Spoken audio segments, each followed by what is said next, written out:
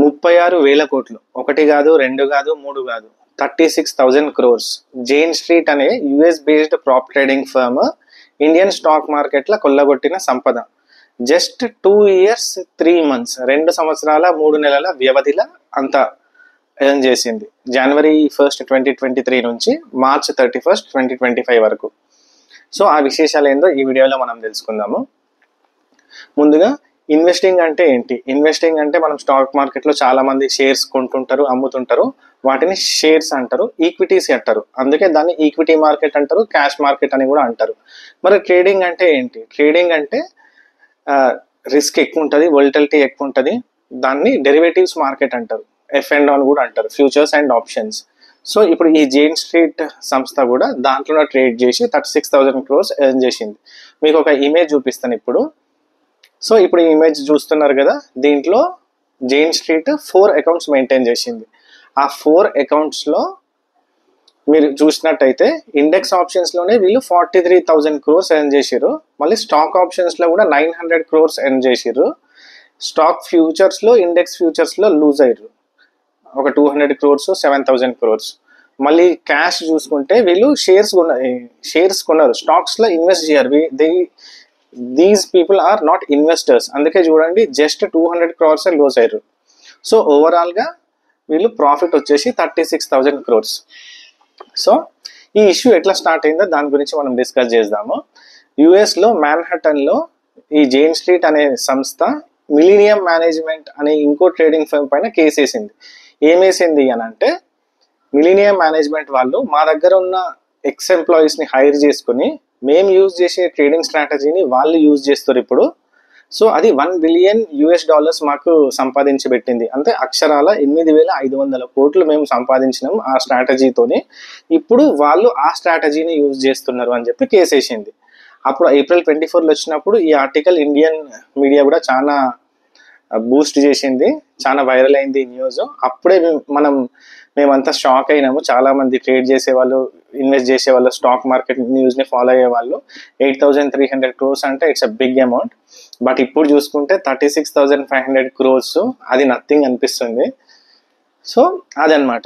So అక్కడ start అయింది. So ఆ న్యూస్ మొత్తం సర్క్యులేట్ అయ్యి ఇండియాకు మొత్తం మీడియా మొత్తం తెలుసుకునేసరికి మన ఇండియాలో సెబీ అంటే securities exchange board of India, ఇప్పుడు ఈ stock markets related, securities related, bond markets related issues ఏమన్నా వస్తే సెబీ అనేది ఒక సంస్థ, దానికి కొన్ని రూల్స్ ఉంటాయి, రెగ్యులేషన్స్ ఉంటాయి. అది బ్యాన్ చేస్తుంది, లేకపోతే శిక్షిస్తుంది, ఇట్లాంటివన్నీ చేస్తుంటుంది. ఒక రెగ్యులేటరీ బాడీ అనమాట. సో సెబీ ఏం చేసింది, నేషనల్ స్టాక్ ఎక్స్చేంజ్ ఎన్ఎస్సికి ఒకటి చెప్పింది. వీళ్ళు ట్రేడింగ్ చేస్తారు కదా, వీళ్ళ ట్రేడింగ్ యాక్టివిటీ మీద మనం ఒక ఇన్వెస్టిగేషన్ చేద్దామని చెప్పి సెబీ ఎన్ఎస్సిని కోరింది. జూలైలో, ఆగస్టులో ఎన్ఎస్సి మొత్తం దాని యాక్టివిటీస్ అన్ని తీసి సెబీకి ఇచ్చింది. సెబీ ఇన్వెస్టిగేషన్ స్టార్ట్ చేసింది. లూప్ హోల్స్ చాలా కనిపించినాయి. ఫిబ్రవరిలో డైరెక్ట్గా బ్యాన్ చేయలేదు సెబీ. ఫిబ్రవరిలో జైన్ స్ట్రీట్కి వాళ్ళు చెప్పినారు, మీరు అన్ఎథికల్ ట్రేడ్ ప్రాక్టీసెస్ ఫాలో అవుతున్నారు, మీరు కొంచెం చూసుకోండి అని చెప్పి వార్న్ చేసింది.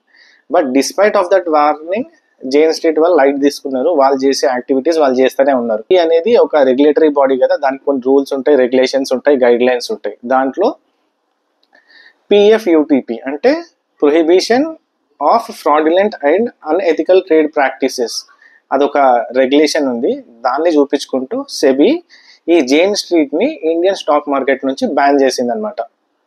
సో ఇప్పుడు మీరు చూసినట్టయితే ఇంతకు ముందుకు 4 accounts ఉన్నాయి కదా, ఆ 4 accounts కూడా బ్యాన్ చేసేసింది. దాంట్లో అరౌండ్ 4,000 crores చేంజ్ ఉందంట, ఆ అకౌంట్ని కూడా ఫ్రీజ్ చేసేసింది. సో ఇప్పుడు జైన్ స్ట్రీట్కి 21 days ఏదో టైం ఉంది మళ్ళీ అది అప్పీల్ చేసుకోవడానికి. సో ఇది అనమాట స్టోరీ. సో దీని నుంచి మనం ఏం నేర్చుకోవచ్చు అంటే, ఆ సర్క్యులర్ మొత్తం చూస్తే నేను మళ్ళీ ఇప్పుడు ఒక ఇమేజ్ పెడతాను, మీరు చూడండి. వీళ్ళు మొత్తం ఇండెక్స్ని మొత్తం మ్యానిపులేట్ చేస్తారు. అంటే 734 crores on a single day is their profit. Bank Nifty మళ్ళీ 40,000 crores వాళ్ళు ఎర్న్ చేస్తే ఇండెక్స్ ఆప్షన్స్లో 17% is only from bank Nifty instrument. 17,000 crores they earned only from bank nifty instrument. So ఈ మ్యానిపులేషన్ అనేది నార్మల్ మ్యానిపులేషన్ కాదు. So okay, pump and dump strategy అంటారు దీన్ని. So వాళ్ళు చాలా కేర్ఫుల్గా ఒకటేసారి చేయకుండా కొంచెం కొంచెం కొంచెం కొంచెం ఆర్డర్స్ కానీ అట్లా చేస్తుంటారు. దీన్ని హైలీ మ్యానిపులేట్ చేసారు అనమాట. సో ఆ ఆప్షన్స్ అవన్నీ మనం చెప్పాలంటే అది I will make a separate video on that. So ఈ లెవెల్ మ్యానిపులేషన్ ఉంటుంది. సో ఇంకొక ఫైనల్ థింగ్ దీని నుంచి మనం ఏం నేర్చుకోవచ్చు అంటే, స్టాక్ మార్కెట్ ట్రేడింగ్ అనేది ఒక బిగ్ బాయ్స్ ప్లే. దాన్ని మనం క్రాక్ ఒక 1 or 2 times మనం ఒకవేళ విన్ అయినా కూడా the chances are very very minute. Longer టర్మ్లో మీరు లాంగ్ టర్మ్ విజన్తోని మీరు ఇందులో సస్టైన్ అవుతానా అని అంటే కాలేరు. ఎందుకు అంటే trading is completely a different ball game. దాంట్లో దిగేంత వరకు మనకు మంచిగా ఉంటుంది, బట్ దిగిన తర్వాత యూ విల్ బి ఎట్లా అంటే రోలర్ కోస్టర్ రైడ్ ఉంటుంది కదా, అది ఉంటుంది. నేను కూడా I have done trading, I have lost money.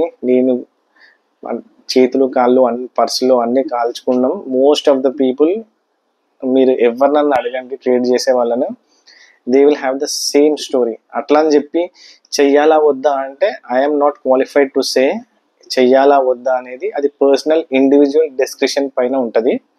ఎందుకంటే నేను మొరాలిటీ లెక్చర్ ఏమి ఇవ్వదలుచుకోలేదు, because I also did same mistakes what most of the people, most of the traders do.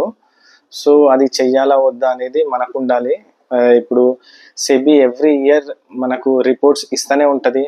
మన ట్రేడర్స్ మంచిగా ఉండాలని చెప్పి ఇట్లాంటి యాక్షన్స్ అన్ని తీసుకుంటుంటుంది.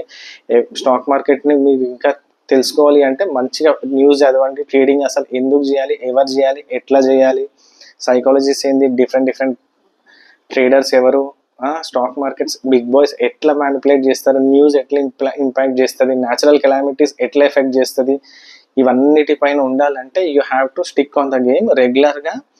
నన్ను అడిగితే it will take around 1 or 2 years మీకు స్టాక్ మార్కెట్ యొక్క వైబ్ అర్థం కావడానికి. దెన్